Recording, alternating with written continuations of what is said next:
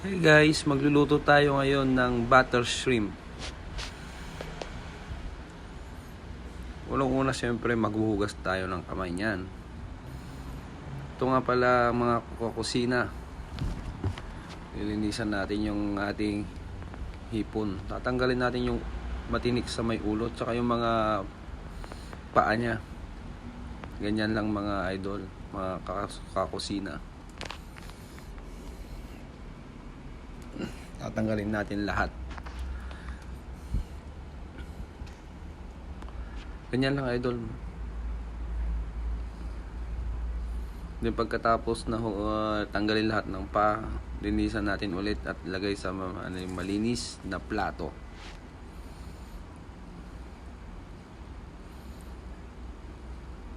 Ito mga kakusina, maghiwa tayo ng bawang. Yan, pipit-pitin muna para madaling matanggal yung balat. And then ihiwain natin kung anong gusto nyong mga kakusina, kung gaano nyo kaliliit iwahin yung bawang. Ang ganyan lang idol, napakasimple lang. Yung mga idol.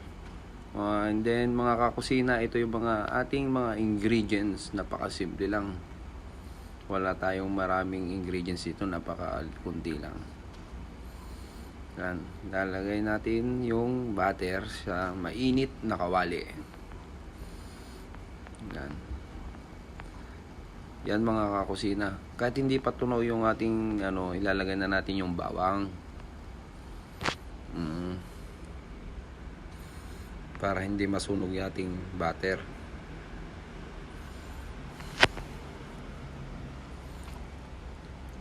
Sa halo-haluin lang hanggang sa matunaw yung butter.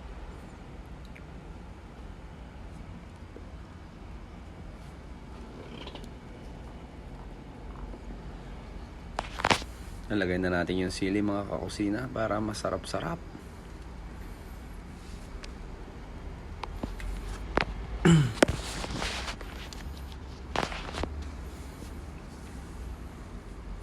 Yan, haluin lang natin mga kakusina.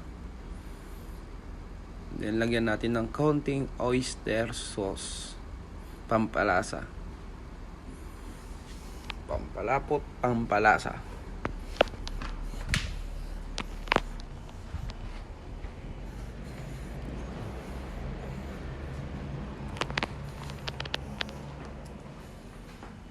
Yan, lagyan natin ng ketchup. Konti lang.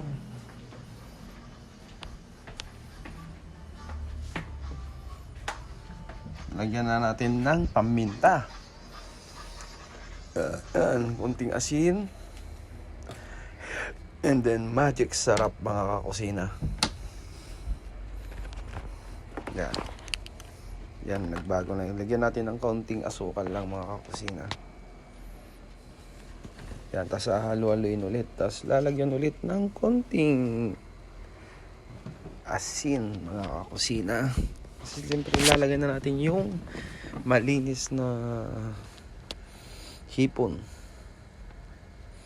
Then halo-haluin lang ulit mga kakusina.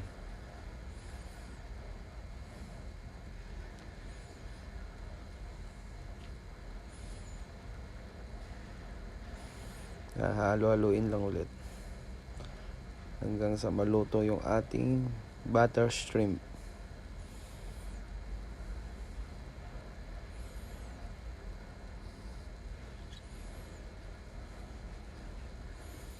Tapos ililipat na natin sa ating mangkok.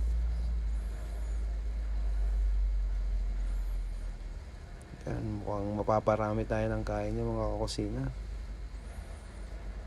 Yan, napakasarap. Taob na naman sa atin yung isang kaldero nito. Yan na yung finished product, ang butter shrimp. Thanks idol sa mga nanood. And then please like and subscribe.